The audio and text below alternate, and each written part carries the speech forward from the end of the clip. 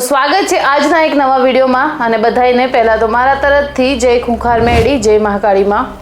તો ઘણીવાર બધાના મનમાં આ વિચાર આવતો હોય છે કે શું ખરેખર ભગવાન માતાજી મંદિરમાં છે કે પછી નહીં, અને હોય તો પછી અમારા જીવનમાં આટલું દુઃખ કેમ છે। તો ઘણીવાર માં ખૂંખાર મેળી આનો પણ જવાબ આપી રહ્યા છે। જો તમે આ વિડીયો ન જોયો હોય તો તેમની ચેનલમાં જઈ જરૂરથી જોજો।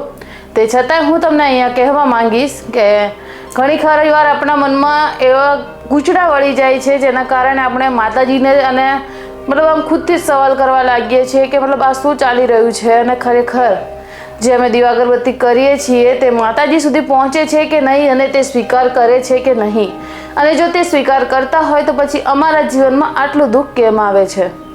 તો આનો જવાબ આપીશ કે માતાજી કહે છે કે જો તમે પણ મહેસૂસ કરવા માંગતા હો કે અમારા માતાજી ઘરે બેઠા તે મઢમાં રૂબરૂ છે, અમારા દીવા ધૂપ લઈ રહ્યા છે, તો આનો ઉપાય માતાજીએ એ બતાવ્યો હતો કે ક્યારે પણ તમે કાંઈ ખાઓ છો કે રસોઈ બનાવો છો કે પછી બહારથી કોઈ નાસ્તો લાવો છો તો સૌથી પહેલાં તે માતાજીને ધરાવો। જો ચા નાસ્તો તમે કરવા બેસો છો તો સૌથી પહેલાં ખૂબ જ પ્રેમ ભાવથી, ના કે ઉપરના મનથી કે માં ખૂંખાર મેળીએ કહ્યું છે તો અમે આ કરીએ, જોઈએ અમારા માતાજી મઢમાં છે કે નહીં।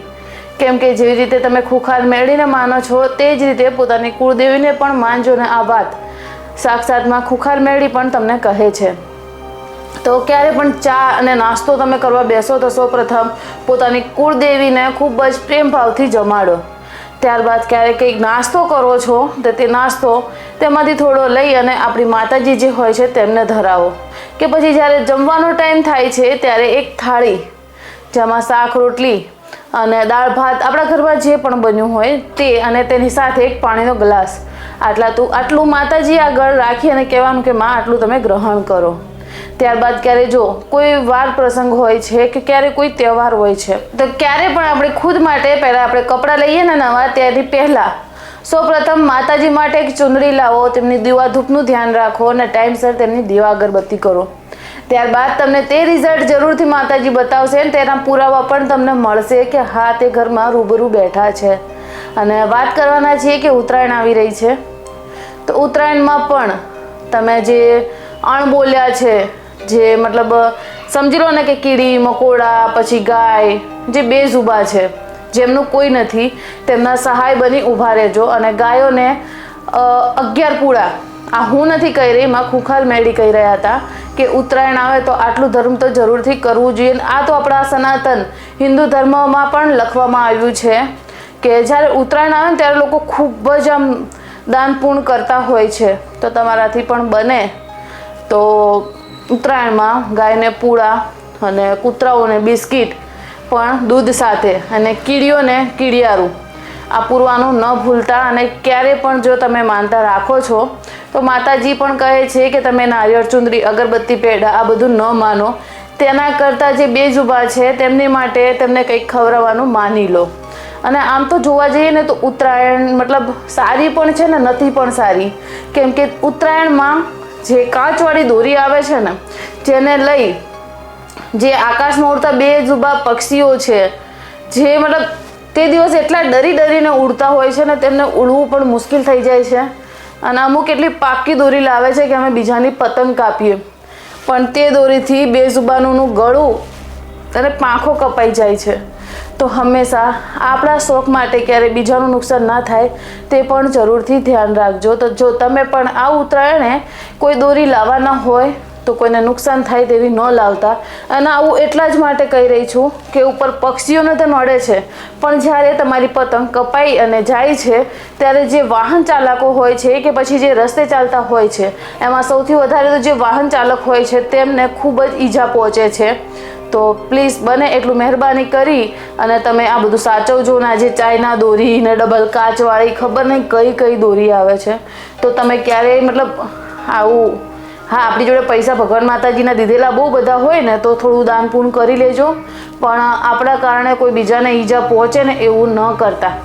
અને બને એટલું ઉત્તરાયણમાં ફરવાનું રાખજો, ના કે પતંગ ચગાવવાનું। હા હોય છે પતંગ ચગાવવાનો શોખ હોય આપણને, કેમ ના હોય, પણ તમે એ બી વિચારો કે ક્યાંક તમારી દોરીથી કોઈને ઈજા તો નથી પહોંચીને। અને જ્યારે તે ઈજા પહોંચે છે તો જે માણસને ઈજા પહોંચે છે એમના મનથી કેટલી બદુઆ નીકળતી હશે કે યાર કોણ હતું ને આવી કેવી મતલબ. તો બને તો પાપના ભાગીદાર ઓછા થજો. અને હું બધાને એટલું કહેવા માંગીશ કે ક્યારે જો જીવનમાં દુઃખ આવી જાય તો તેને જોઈ દુઃખી ન થવું. કેમ કે જ્યારે માણસના જીવનમાં સુખ આવી જાય ને તો એ મતલબ ઉભરાઈ જાય છે. ત્યારે કોઈના શિકાયત નથી કરતું કે મારા જીવનમાં આટલું બધું સુખ છે. તો ક્યારે દુઃખ પડે તો દુઃખી ના થવું, પણ પોતાની માતાને યાદ કરવી. કેમ કે જે દીવાધૂપ લઈ રહ્યા છે ને એ એક ટાઈમનું દીવાધૂપ પણ તમારું મતલબ શું કહેવાય ઉપકાર, એક જાતનો ઉપકાર જ કહેવાય. જે તમે દીવા અગરબત્તી કરો છો ને એનું ઋણ માતાજી ચૂકવ્યા વગર નથી રહેતા. અને મતલબ એટલું માતાજી ઉપર બી નહીં ઢોળી દેવાનું. કેમ કે ક્યારેક આપણને કર્મ પણ નડતા હોય છે કે આપણાથી મતલબ અજાણ્યામાં ક્યારેક ને ક્યારેક કોઈક ને કોઈક તેવું પાપ થયું હશે જેનાથી આપણે અજાણ્યા હોઈએ છીએ.